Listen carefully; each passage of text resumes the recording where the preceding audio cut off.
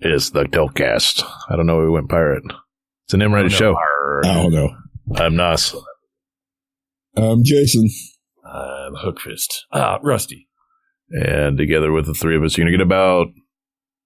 We do this different now. Is it 30 minutes of bullshit? Games and news? I'm not knowing of bullshit. I mean, probably a little bit more, but definitely a lot of game this time around. Yeah, we had Christmas break. We changed the format the last 3 months. We're not used to doing full-length shows like we used to, but this is our bread and butter. This is what we're used to. This is how we be. But yeah, we are doing the full episode, and then we'll do the other stuff later this week. So yeah, we're back. It was a really good Christmas break. All right. It was a long one. Yeah. It's all right. This is okay. It was a long one. I'm glad it's over. I'm not. I got a lot of gaming done. So I'm really glad it's over. You got a lot of gaming and some other things done.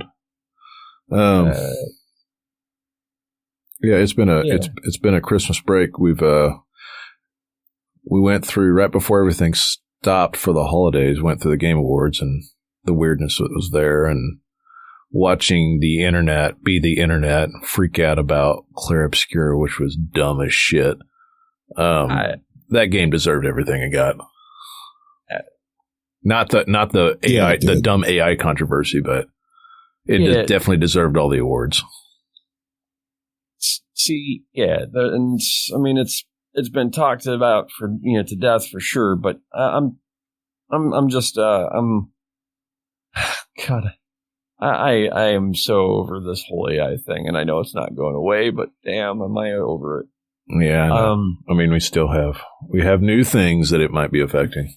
Well, of course, it's never going to go away. It's just going to evolve. I just hope that it doesn't become self-aware. So, getting off the AI train a little bit, Jason, did you play anything or obviously you did things during the holidays. What did you do? Dude, so much between, Christmas and trying to decide how much is too much for the kids and yada, yada, yada. Lot of shopping week before Christmas. And then, the week of Christmas was a lot of, I had a pretty busy, because of the holiday, pretty busy, December just with work and everything. And then all the family time. And surprisingly, the family was like, go play a game. Quit yelling at us. Go play a game. Yeah, get out of our hair. Go play a game. So, especially thanks to the Wrong Ally I picked up around Thanksgiving. They will get a lot of gaming done in the almost month and a half since we last recorded a full episode. Yeah, we just looked at the post on that, and it was November 17th, and we were going to record the weekend before Christmas. There was someone, my family decided they were going to do Christmas that day, so, I couldn't do it, and then Jason, your family was like, oh, we're going to do it at, 4 o'clock, so it's just by the time I was free, you were not free, and, what do we do, record at, 9 o'clock at night? It's just let's just call it, we're people. It happens. Yep. The holidays, it's a thing. The holidays come once a year.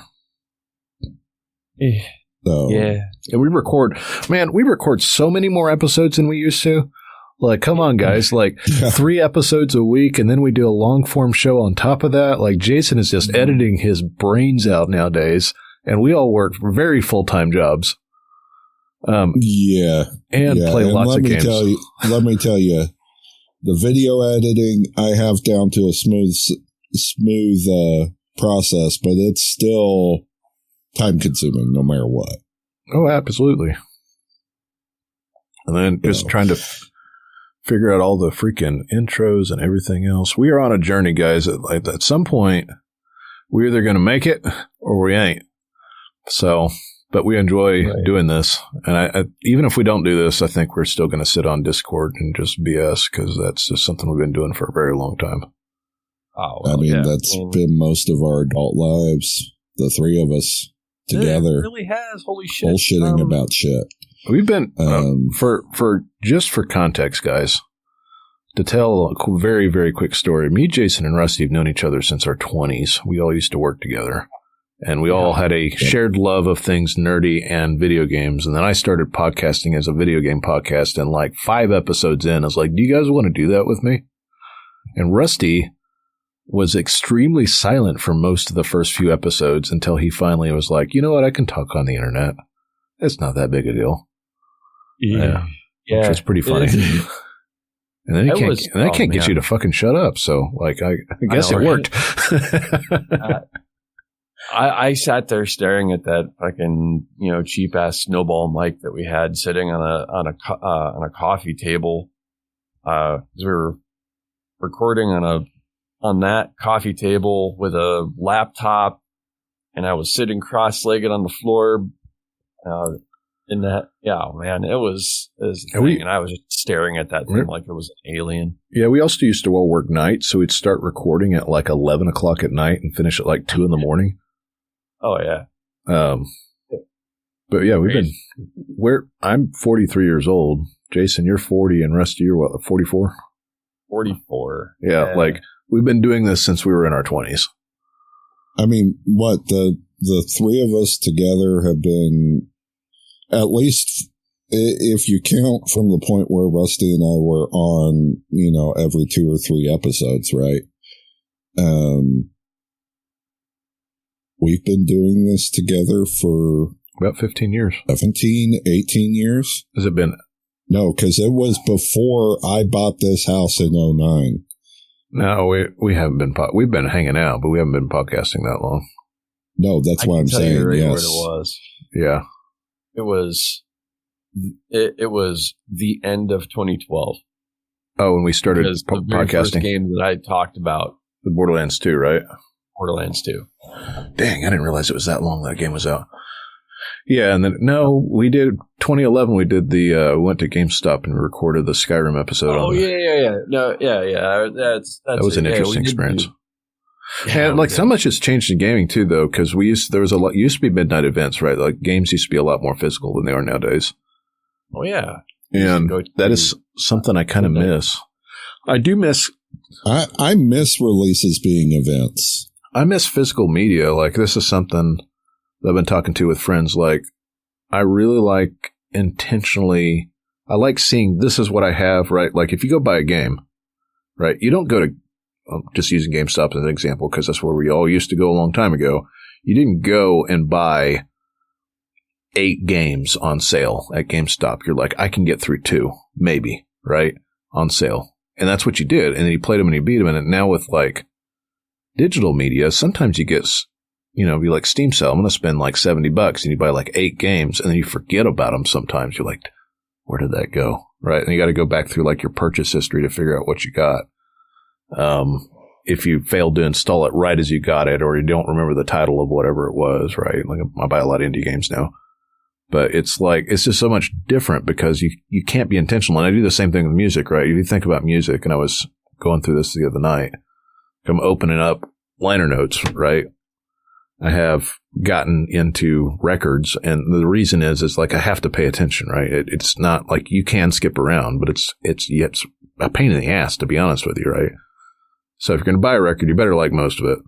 And then while you got it there, you've got liner notes and you got photos and you've got all sorts of art that's associated with it. Right? It's a very tangible thing that you have to be intentional about. Like you can play it in the background, that's fine. But like it's a very tangible experience. And games used to be a lot more tangible too. And I miss that because you had to be a lot more intentional in your approach, right? I got to put it in the drive. I've got to load it up. I've got to, these are the games I have in that shelf over there. Go pick one versus Yeah, I can go re-download it, whatever. Right, I do miss some of that stuff. And now we're running into a thing. We'll get into some stories later about like GeForce Now and all that other stuff and hardware prices going off the chain. But tangent aside. Yeah, we will. But first, I did play a ton of games. Well, let's get into it. Got a lot done. Do it. So so not only did I play through and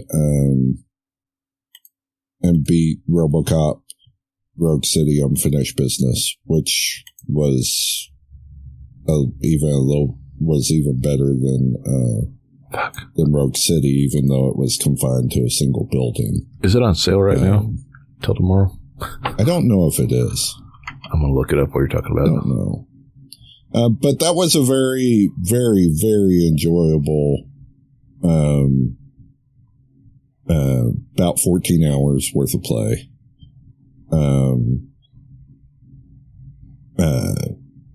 It's more Rogue City, but it's more streamlined because it is in a single location. They didn't try to do the open mapping.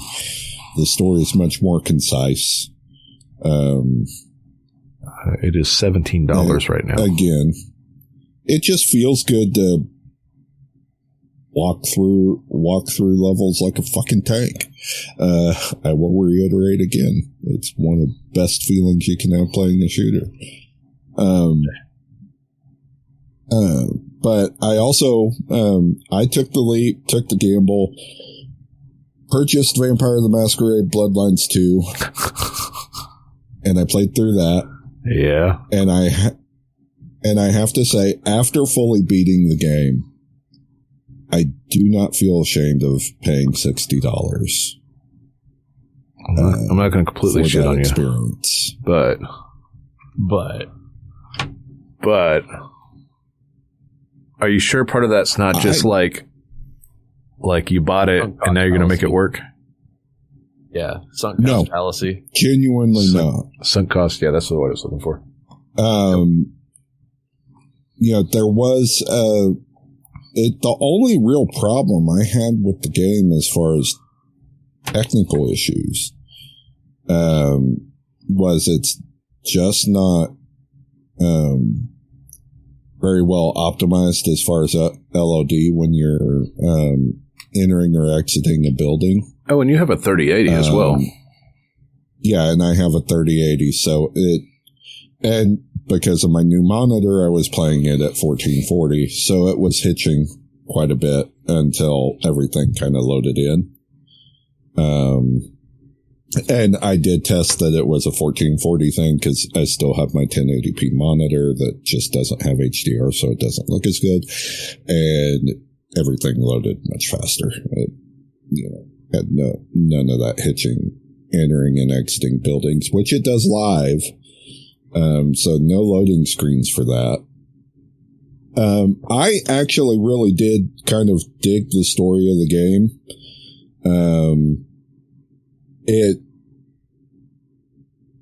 It is much more of a linear story and doesn't feel necessarily like you're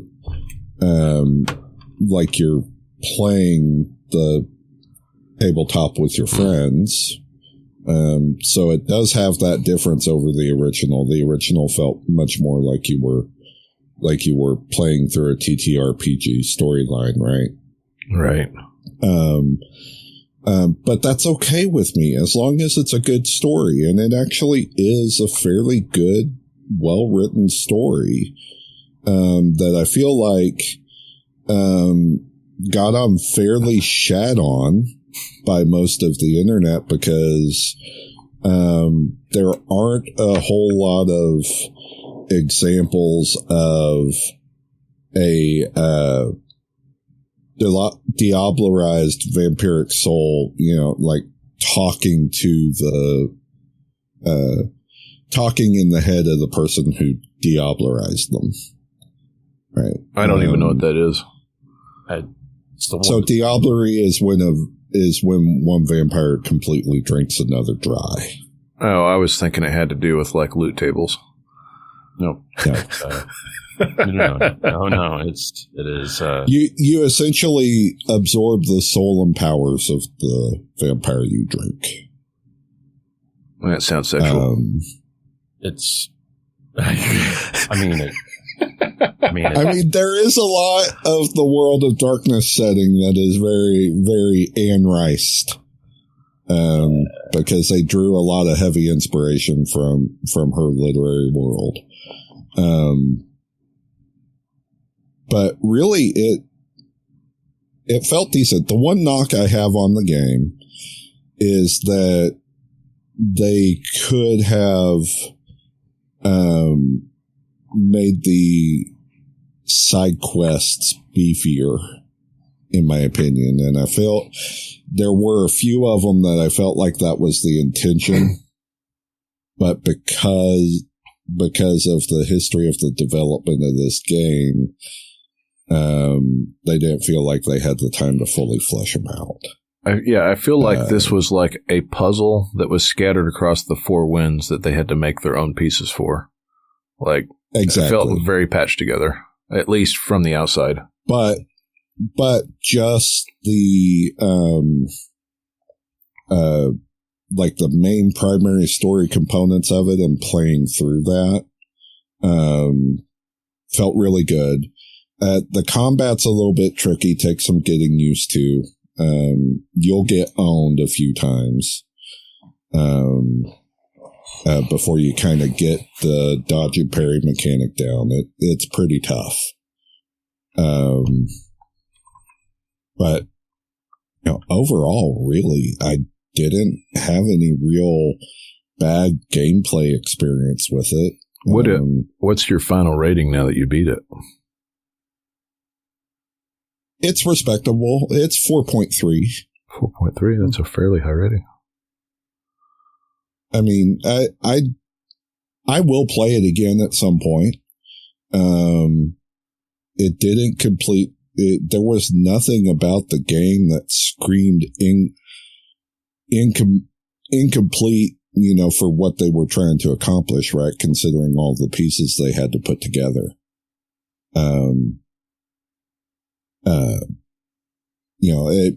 It actually really plays really well. Now, that said, I know all of the shit that's been spewed about it on the internet. So I won't sit here and say, guys, go pay $60 for it because everybody's going to be happy with it. There are so many people who have so many, specific hang-ups about that world that I'm not going to say this will fit everybody, but if you can turn that lore specific brain off,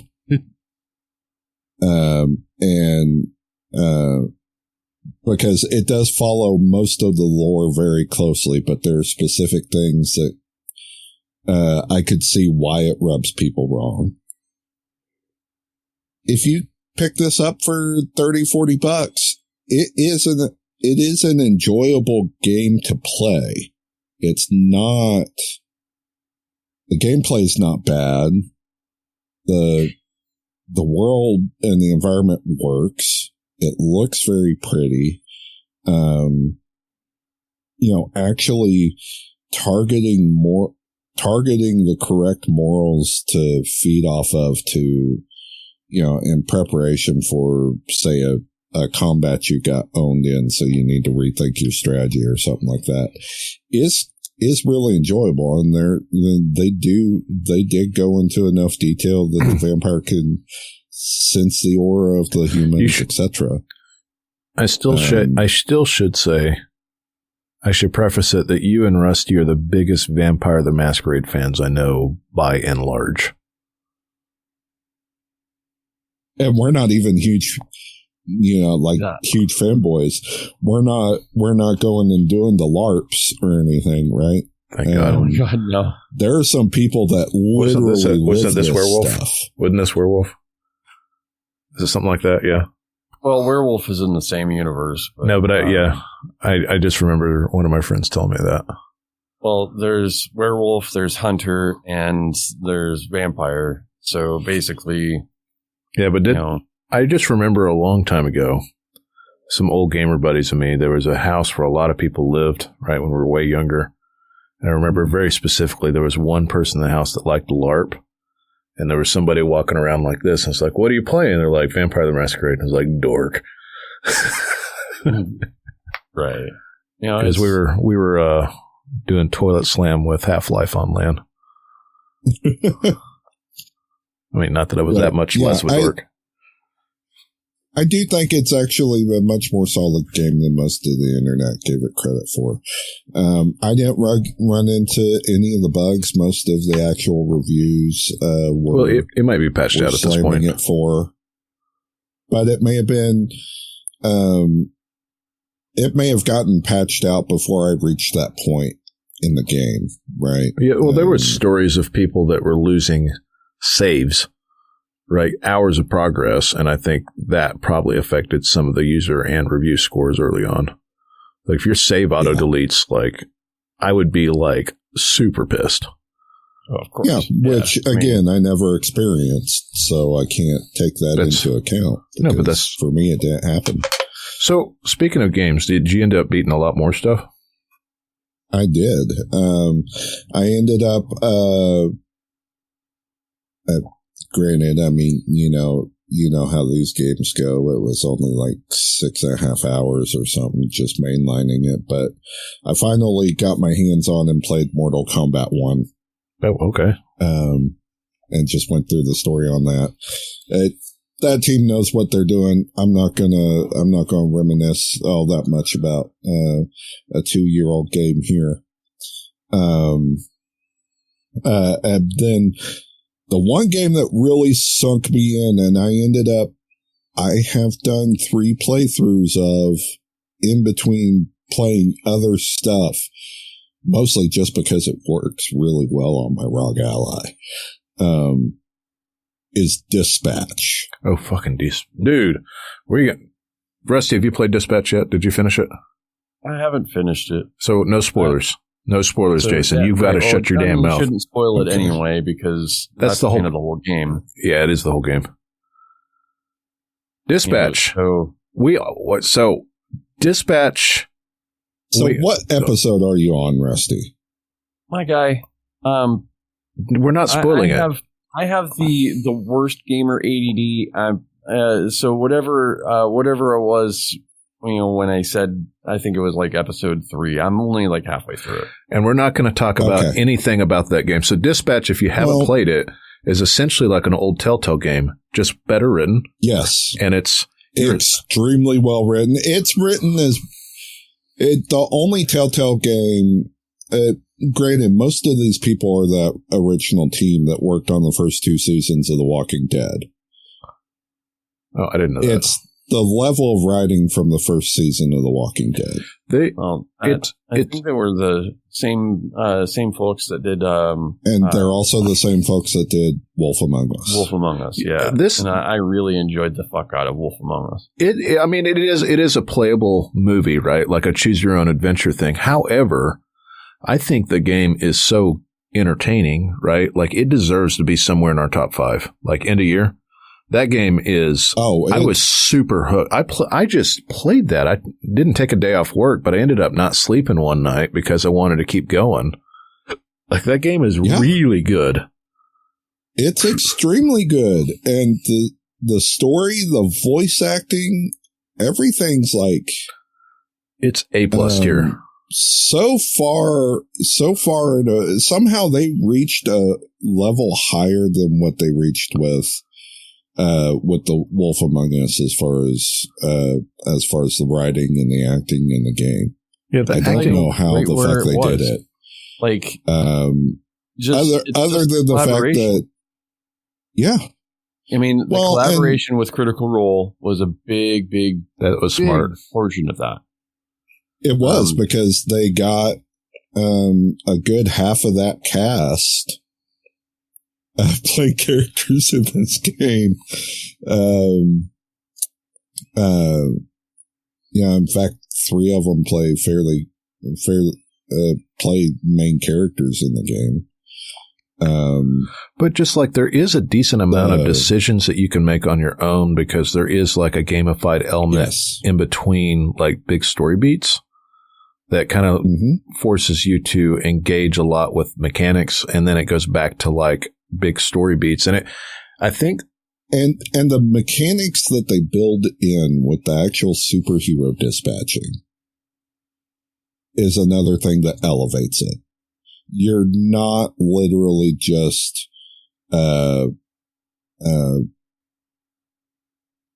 pressing a button for quick time events and then, choosing the answers you want in conversation. It's kind of like, which is essentially all Telltale games were. This is more like this dispatching mechanic built in. It gives it some of that RPG feel. Well, it feels like a board game, in the right? middle of every episode. Yeah, it feels like a board game. Like the basic mechanic of dispatching is you've got a level of success based on how you've been building your characters. So you have to have been building them, right? That you level them up in different ways. And then you have it's like a puzzle, right? You're like, okay, this scenario requires this to work, right? And then there's a random chance, right? You're essentially beefing up your dice roll based on how you built your characters to solve that situation. And then sometimes you have events that happen in the middle of that you have to further make decisions on. But that's in the middle of all the story beats of everything. And it does not surprise me that you played that 3 times through, because there's a lot of different ways that game could end, which we will not talk about. Like the only thing we're going to tell you story-wise is the fact that you are a superhero that has fallen, that is no longer a superhero, and you are hired by an agency to dispatch other superheroes. And it's at a level of it's at a level of mature writing that it's not cringy in a dumb millennial kind of way that sometimes this stuff is. It's done in a very mature way, right? And what I mean by this is not something actually some very, very there's some heavy stuff. Late Gen X, early millennial crude humor in this that I love. I'd appreciate that, but like none of it was cringy. I think that they did a really good job of giving like some heavy moments. They gave a lot. It was all in context, which is great. But the thing I'm trying to say is it wasn't written by hipsters. That's what I'm trying to say. No. It wasn't written by hipsters or art film students. Like there's a really good balance in the writing. Ultimately, it's a really good dramatic superhero story with excellent comedy. I would say I like it better than The Boys. The Boys can be really cringy, which is funny because I really like Eric Kripke, but lately he's got more cringe than he used to be. And I think sometimes I have a hard time watching The Boys because it's so over the top with some of the cringy stuff. Well, and a lot of that is because the comics were that way too. Right? Like that's I think Invincible. The Invincible is pretty. That's a good. This is much closer to Invincible, yes, but with some mature themes. Invincible was pretty mature. That's fair. Yeah, they've actually toned down a bit of it for the Amazon series. Not a lot. Like it's still like all the blood and gore's there, but Invincible, they toned down certain elements of Invincible as I've gone through it. That said, I've played that a bunch. Dispatch. I love that game. That's an easy sell. It might end up being my 1 or 2. I've not decided yet. Oh my gosh. It's really good, Rusty. All right. Like this game is Justin, you don't do this often, but I'm going to say it. It's a 5. It's a 4. It's a 4.8 for me. Could have done a little bit better with the dispatch. The stories I've played so far. I can tell you right now. The story's super strong though. Okay, the story is really strong. Okay, you're right.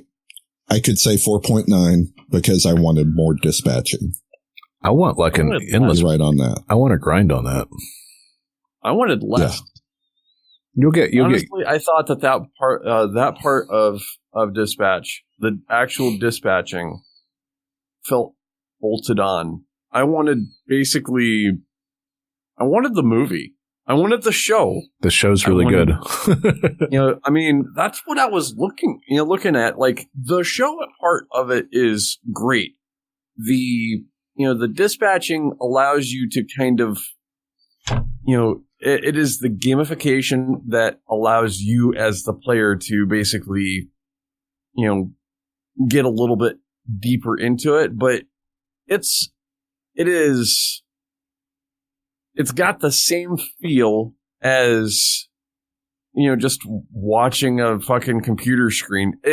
It doesn't have a whole lot of interaction to it. Like, I don't know. So when I look at like the Telltale games, what I wanted would be more like the Batman Telltale games where you're part of the action, with the quality that you get from, from the actual like dispatch, the movie parts, like the entertaining parts for me. And I get it's all part of the feel, right? Like this is you sitting at a freaking old ass computer, fucking dispatching, superheroes because of reasons, right? But it's like, it felt artificial enough that I just wanted to get through the dispatch portion of the game so that I could get to the movie portions of the game, because that was the really interesting part for me. I could watch the fuck out of a whole series that is basically dispatch. Like, no, if that was an anime or a fucking Amazon show or anything, I'd have watched the fuck out of it. And that's part of the reason that this, I think that the writing in this is so good. They had, Ad Hoc had actually given up on trying to make a game, and they were trying to make a live action television series. And that's where this script writing started. It wasn't until they failed to get funding to shoot series that they shifted gears back to doing a game. And then after like a year of development on the game, they're struggling, they're about to give up, and then Critical Role comes in and helps them get across the finish line. And that, I think animation was the way to go, and it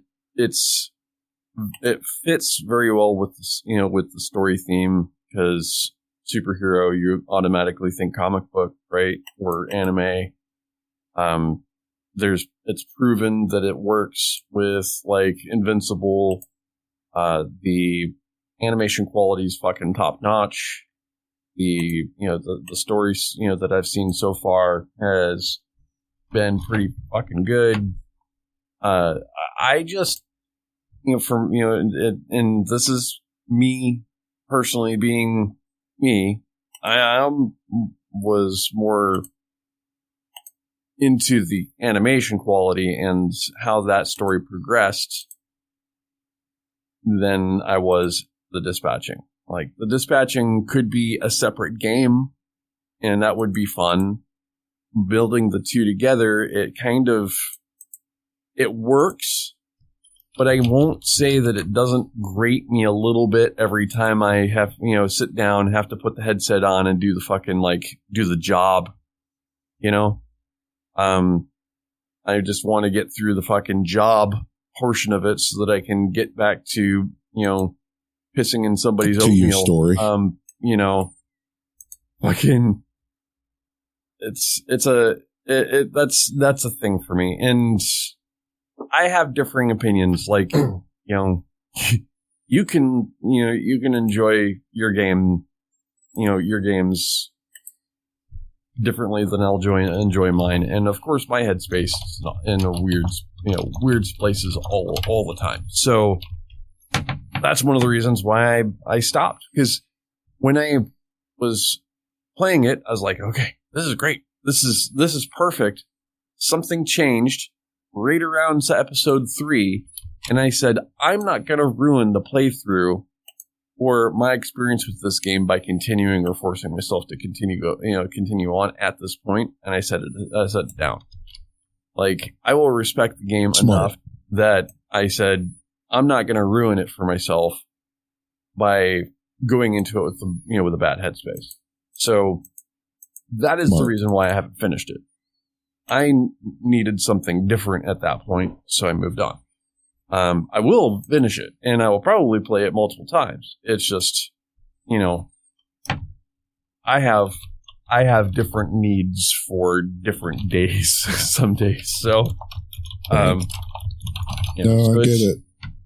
And that's one of the reasons why I couldn't get into, like, and I probably won't get into fucking Vampire the Masquerade or anything like that, because, like, my headspace is not there. So it's just that's just me. Totally get it. Totally get it. And some of that also I managed to shove Space Marine 2 in there as well. Holy fuck. That's a good man. Jason was the gamer this time. And played through that campaign.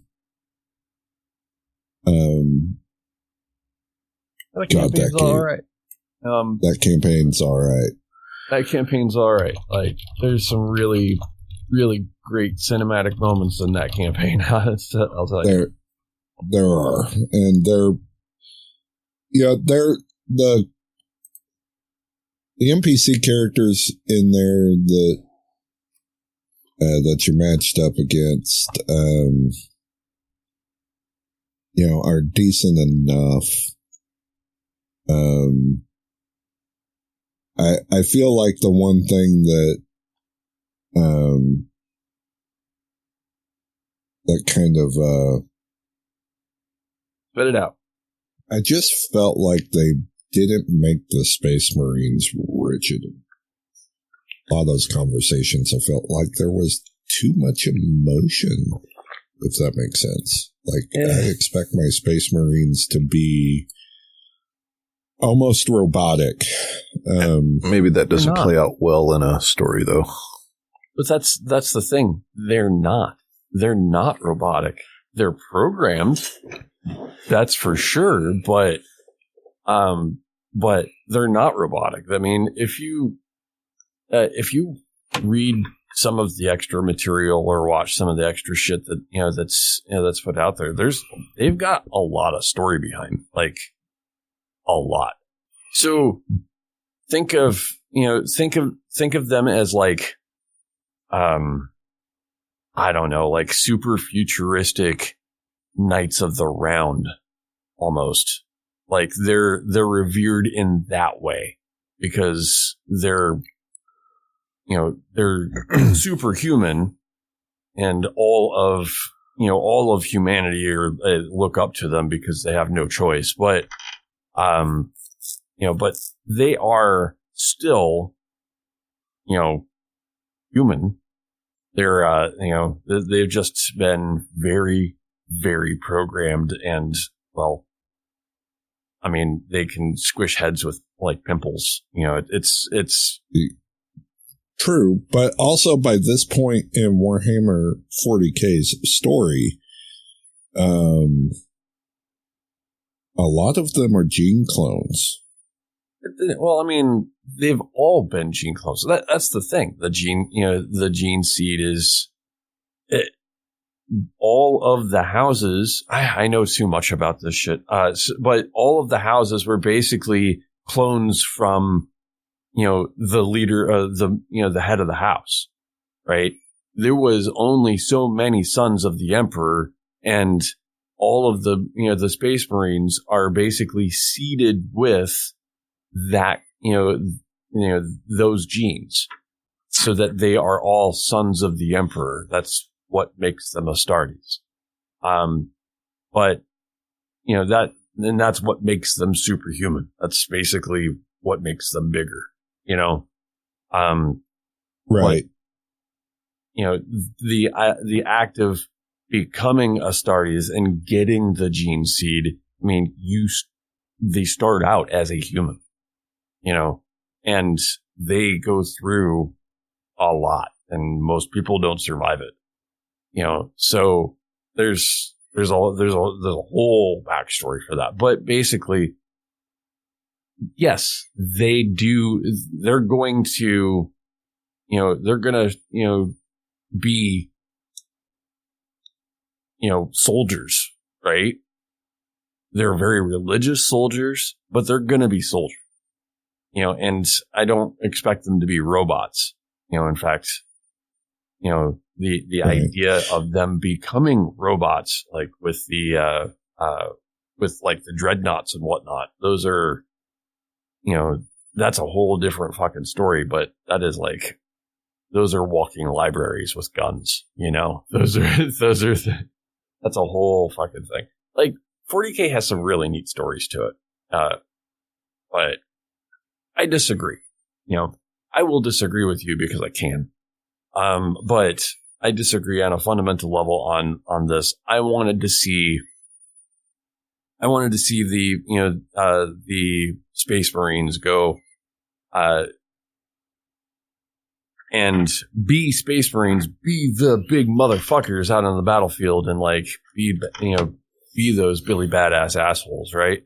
But also, have some of the extra shit that you don't normally see in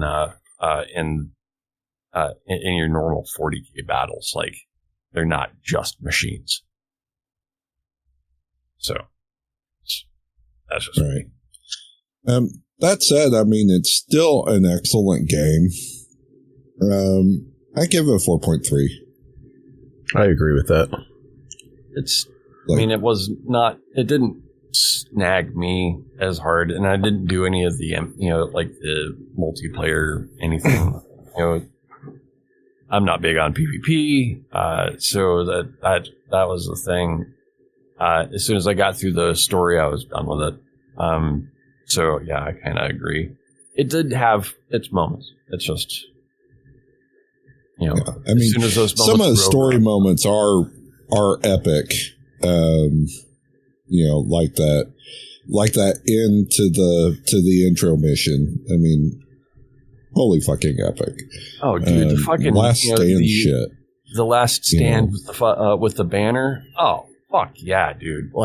That was totally a power fantasy 40K moment. Yeah, that is what you expect from a 40K fucking Astartes last stand. That type of shit. Oh god, it was there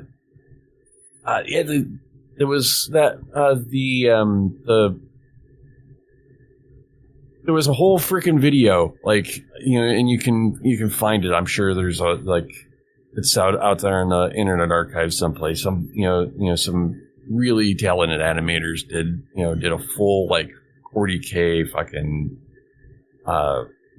movie essentially in multiple parts that you can watch, and it's still the best 40K animation that you can find online. I think it's called Astartes. Not sure. It is Astartes. Yeah. That. If you watch through all of that is worth every second of watching, because holy shit, is that good? Yeah, I mean the whole video's 12 and a half minutes, but it is 12 and a half minutes of pure fucking awesome. Yeah, at some point we need to do a co-op, play that like Gears of War. Co-op. I'm just saying. Yeah. Rusty, man, you been gaming?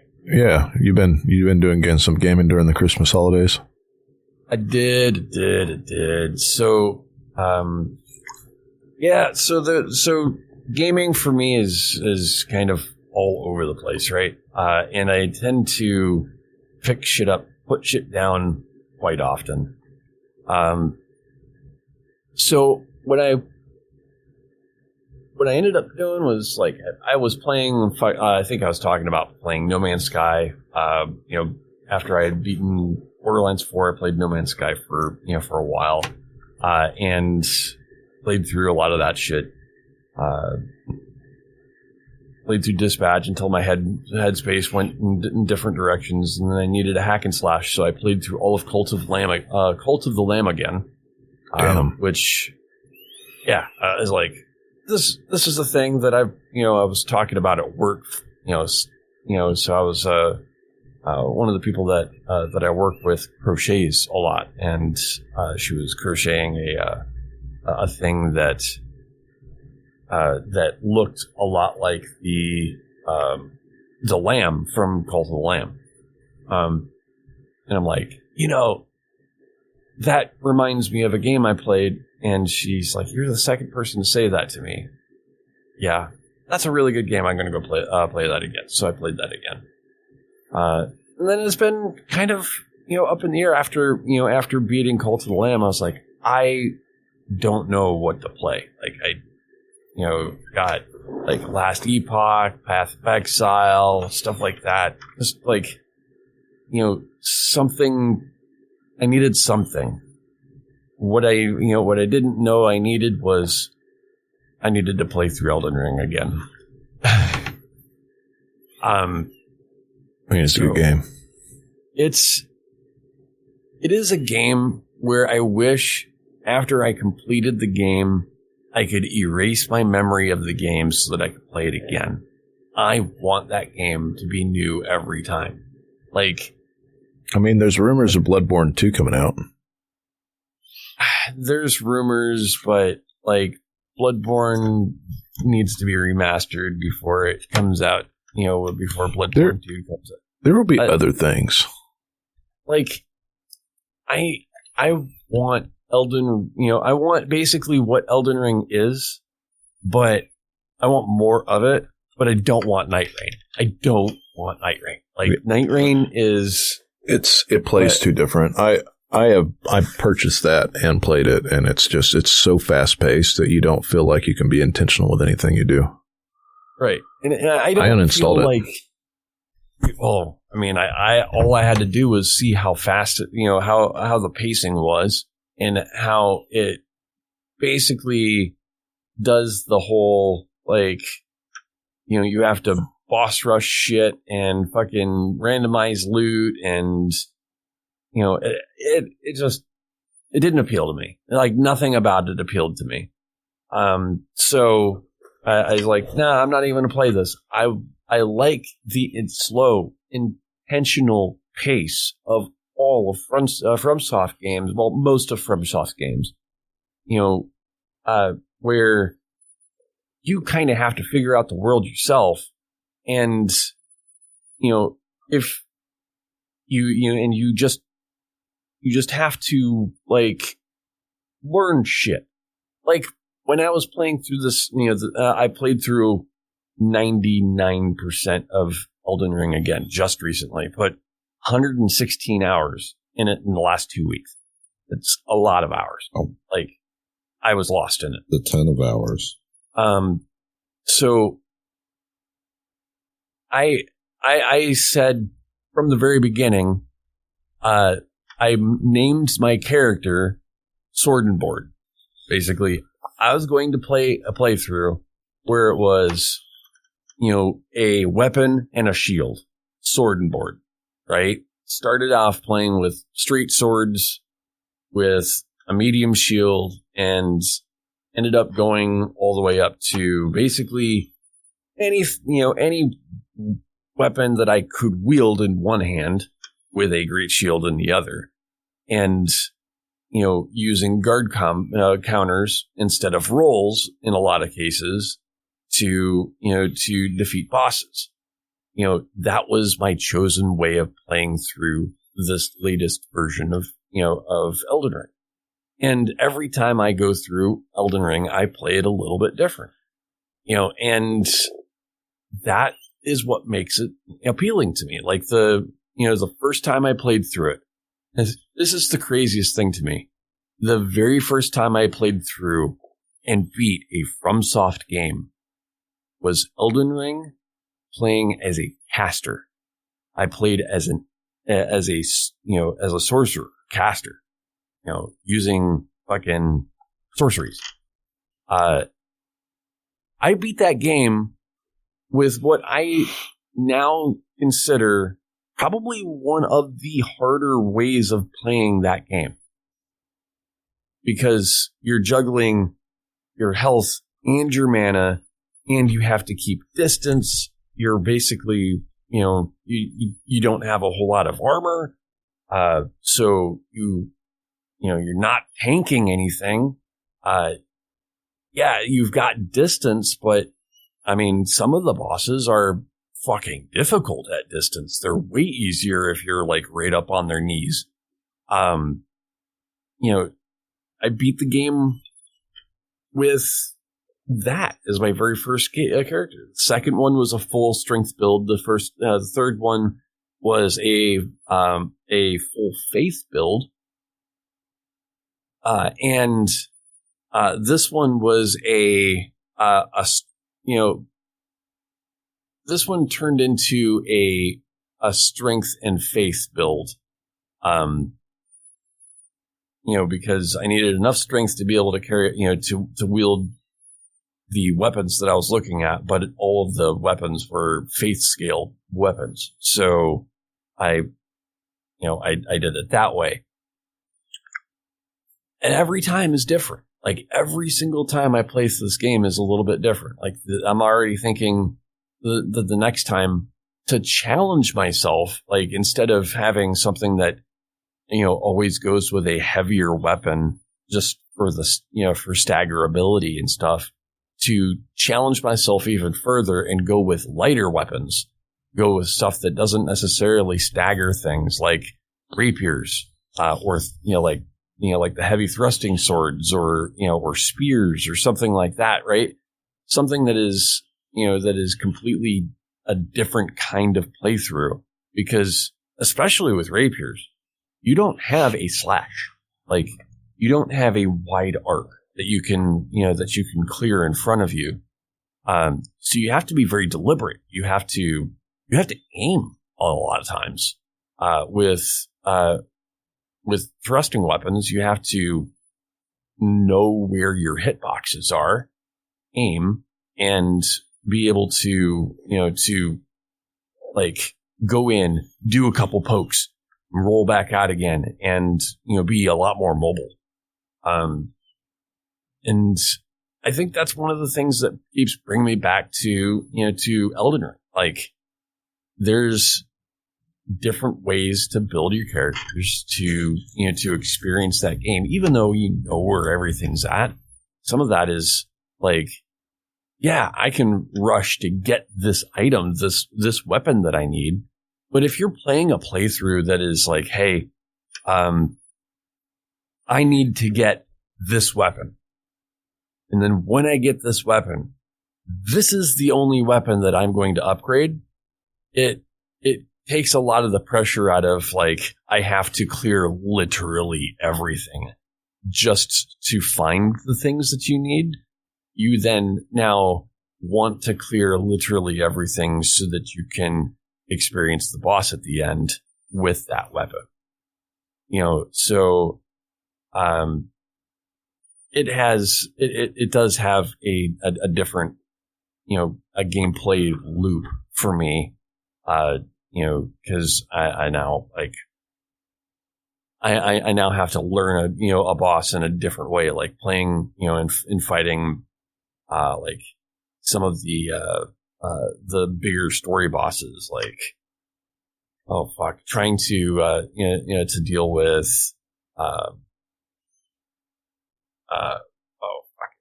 Radon with a straight sword that is about as long as a fucking pinky.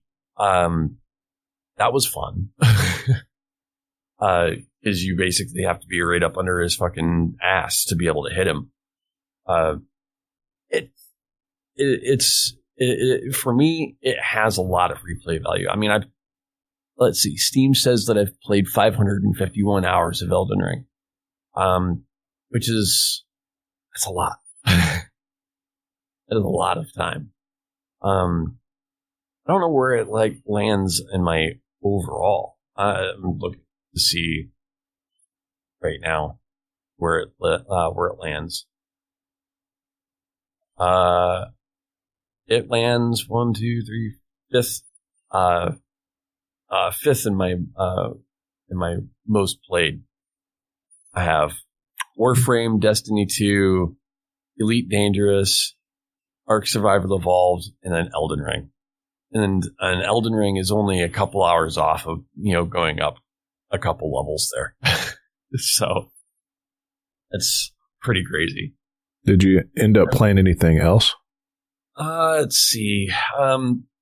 So as of right now, I really do want to, to get into something, different, but I haven't landed on the next game.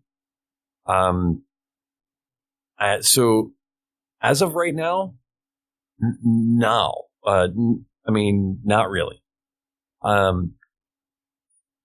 I spent last night because I saw that Hogwarts Legacy was on super deep sale, 90% off. But I also still have Game Pass, and it's on Game Pass. So last night I played a couple hours of Hogwarts Legacy because I hadn't finished it on the PlayStation, which I when I initially bought it. So Hogwarts Legacy for me is still kind of meh. Then again, I'm not a big fan of the wizarding world, right? It doesn't hold any magic for me. So it's cool that you can kind of walk through Hogwarts and, do the whole thing, but it's it's almost like a high school simulator. It's not bad. It was decent. I think I gave it about a 4. Parts of it are just paced weird. I can tell you that it's not for me. Because it's more of a collectathon than anything else, right? I wanted more. I guess I wanted more combat. The story is great, and the story beat that they put together is great. But I don't necessarily want to be a student, and I don't want to have to go to classes. And Hogwarts is a fucking maze, and the only way really to level up is to do quests and do the collectathon shit. You're constantly running around using Revelio to fucking reveal the fucking scrolls or pages or whatever so that you can get XP, so that you can wear different fucking outfits that never match and always make you look like you just went through your grandmother's fucking wardrobe and just started putting shit on. It's not for me. What I want is I want another time sink, but I don't want an MMO. And I've gone through both of the time sinks that I know of. This year, or in 2025, I went through another playthrough of Baldur's Gate 3. I went through all of Elden Ring. Those were my big time sinks. I told myself I would never pick up Warframe ever again because of what it did to my bank account. And that was not Warframe's fault. That was my fault. I just know how bad I am about that. I picked up No Man's Sky and, I went through all of that. So I'm looking for another time sink. I'm thinking maybe picking up and going through Monster Hunter Wilds again. I don't know. It's time to break out RimWorld. RimWorld. So RimWorld for me has always been kind of hit and miss. I want RimWorld to work for me, but I also want to be more involved in what I'm playing instead of watching little guys do the things that I want them to. Abiotic Factor. Ambiotic Factor does not hit for me at all. I have tried 3-4 times. Damn. It does not hit for me at all. And that goes for, and right now that's going for pretty much any base builder game. Anything like Satisfactory, Factorio, fucking, anything that has to do with base building, like, at all. I don't want to build a house. I really don't. I just want to, I want to play a game. Rift Breaker's on a pretty deep sell right now. But Rift Breaker's also building a base. Somewhat. It's turtling and then going and playing Diablo. Yeah, but it has to do with, generating resources and then protecting your resource base, and it's different strokes for different folks, I suppose. Yeah, it's for me. I don't know. Like this is where my ADD comes in, right? This is where I have different flavors that have to be met, and if I don't meet those flavors, I have a hard time, sitting down with a game. Like I really do. If it's, if I don't have, I can't just pick up a game just because, hey, somebody said it's great. Like that, that don't work for me.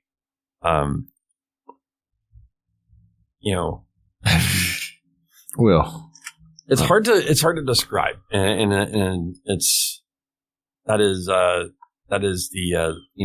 the difficult part of gaming for me. This is one of the reasons why I just want summer to happen. Because in these situations, I would 110% just go outside. But it's so fucking cold outside right now that I've got cabin fever, and I'll figure something out. But that seems where the majority of that is. I've got stuff for you guys.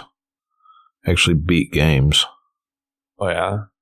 Yeah, I have recognized that, not to go like way too personal, but the old relationship situation wasn't working. That was caused me to not be happy playing freaking anything.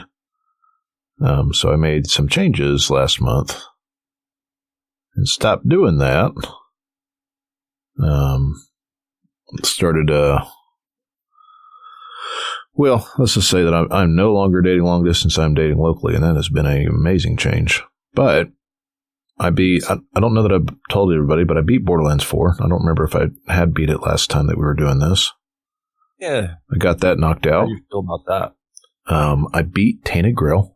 Like, after I broke up with my ex, like, I just started, like, hauling ass through games. Beat Borderlands 4. That's the Fall of Avalon. Yeah, that game's good. I beat the pants off that game. Probably about, I don't know, I'd have to look at my game time. 64 hours. So that's the one that's kind of like a Skyrim. Skyrim, yeah. It's Skyrim. basically just Skyrim with more options. Okay. It's indie Skyrim. It's really good. So I beat Tainted Grail end of the day, and they just added a DLC, but I'm not going to get it yet because I'm not ready to jump back in. But end of the day, pretty solid, like 4-4 game, right? Especially since there's not anybody else doing that. Played and finished Dispatch. I'm going to stand with the 4.9 that I gave it. That game's solid as hell. And then I'm dating somebody who likes to also play games. So we've debated on what to play, but we ended up on, well, before I go into that, because there's actually some interesting things that we figured out. I started playing Khazan again because I want to beat that. And I completely restarted Khazan, which is crazy. It's crazy, but I'm I'm going to tell you what you should do. So the game's harder than Dark Souls or Elden Ring. Let's just get that out of the way. Play it on normal mode. You will be way happier with yourself because the parry window is a lot more forgiving, and so is the dodge window. And then I was already pretty good at the hard stuff, so like it made me feel like I could grind to get better levels of stuff. Khazan is essentially like an sort of the Berserk, right? Kind of, but Dark Souls styled, and the graphics are very anime, but very raw, right? You have there's blood and guts all over the place. There are great kill animations. There are a lot of fun abilities. You level up your abilities through doing. So I really like Greatsword, which I've heard is one of the harder things to play. Everybody says, going through Reddit, seeing like looking for build ideas. A lot of people saying spear. I prefer the sword. But I think things that kind of, so it has the same mechanic, right? If you die, you got to go back and pick up your experience like Dark Souls. But there are collectibles in every level that give you additional stats, essentially, that you can go collect and like you get extra stamina recovery or whatever, right? And then there are these little guys that you find that let you unlock different helmets that provide additional abilities, which is really cool. There are side missions that you unlock. So you basically unlock a nexus like you do in Demon Souls, right? So you have the little hub that has all the people you found. They all have little side stories, and you can go back into levels that have been kind of rearranged from that you just beat. And it's a little like slice of life section based on the story that you're trying to complete for those people, which ends in a boss fight. Boss fights aren't quite as hard typically. Some of these have been pretty hard as the main fights. But I'll say playing it on normal, and I have no shame in this because this game is really hard. Made me have a lot of fun with it. In fact, I was talking to the girl. She was saying, no, you should just stream it. Because I was talking about it a lot, and she's a big Dark Souls fan. I was like, all right, I'll stream it. And she's been having fun watching me stream it when we're not out doing things. Because the boss fights are really epic. And it makes you feel really good when you do, it's called a blink dodge. This is basically a perfect dodge, right? Or you get a perfect parry, and then like, it reflects back the attack, or you do a parry and riposte, which is really fun to do. And you start to get really used to that stuff, but like play it on normal, and it's really good. The combat's really good, really satisfying. Like I'm playing a Greatsword, and I'm finding it extremely satisfying. It has kind of like a Diablo style loot table, so they have different types of loot, right? Different armor sets that drop from bosses or from levels that you can go back and grind. And then you have a whole crafting system, so you can melt down the gear that you have essentially and use the parts from that to create that set. So let's say you can't find all the sets from a certain boss. Well, you know that like at a certain point in that level, you're going to unlock the crafting recipe for it, and you can go back and farm anywhere, and any missing things that you had in that set, you can craft now and then make that part of the set. You can reroll attributes on your gear, right? Like the further you get into it, there's all sorts of customization that you can do with the gear. There are like sets that like pair really well with different. So like it could be a sword gloves, helmet, pants, shirt, shoes, and neck. Like there's sets that pair with just weapons and trinkets, and then sets that pair with everything. So you can kind of mix and match your sets, and all the sets look really cool. But even with the Greatsword, it's a fairly fast-paced action game. Like the Greatsword is just a little bit more deliberate. And I think Khazan, if I beat it and it stays this good, actually ends up maybe in my top 5. It's a really good game. And it's, like I've been playing Wu Chang. I keep getting lost in Wu Chang. It's a little bit too directionless. I'm having way more fun with Khazan, honestly, which is funny to say because it's supposedly the harder game. But yeah, something changed in the last several months because people were saying it was so hard that they retuned the difficulty levels on it, because it's got easy, normal, hard, and then very hard. But like worth a play. If you're a good Souls player, you can play it on normal and you feel pretty good about yourself. Not feel like you suck at life. But Khazan is freaking solid. Been having a lot of fun with that. Yeah. Tried some co-op games because the gal wanted to try some stuff that we could play together, local co-op. And she's we tried Split Fiction, which we're playing through right now, which is a pretty good game that doesn't feel like a girlfriend game. It's essentially like a lot of physics puzzles plus some light combat. Like there's a whole section where like you're two people, right? So we jump in this like ship, then one person's driving the ship and the other person's like manning the guns, right? Like stuff like that was really cool. And there's been some levels that were like really fucking annoying. But yeah, it's a lot of like physics puzzles where both people have to play a part in it, and it's not easy. Like that's, I shouldn't stress that enough. Like if you are with somebody who's a casual gamer, this might be pretty damn hard because both of us are pretty hardcore and we're having difficulty with some of the physics puzzles at the same time. But it's good because it's challenging and it doesn't feel like an easy sauce bullshit game. Split Fiction, got that on sale, and then he told me there was a lot of features of Power World that I should check out, so I got Power World for like $20 odd. And there is a program called Nucleus. So found out that Valheim is also couch co-op on PC with this, right? Okay. 7 Days to Die. There's about 700 games. And what Nucleus does is you assign inputs for each player, like a player 1, player 2, and it can launch in a couple of different ways. So you can use it like split screen, right? Like you can set it up to where it's on the same monitor, top and bottom. Or in my case, I have 2 TVs. So I set myself up on one TV and set her up on the other one. And I hit it. It launches 2 instances of the game on your local account and then turns it into co-op. And it works really well. Like it's kind of magical, right? With Power World, you just copy the friend invite code, put it in the other person's join multiplayer game. The mouse works on both screens, so you just copy it over real quick, and then the other person is able to just hop on in. It launches in like a minute. So we've been able to jump in there and then like just dick around with that. Like we played for like 12 hours on New Year's Day. It was a really good game. Yeah. A really good program, though, rather. Highly suggest Nucleus.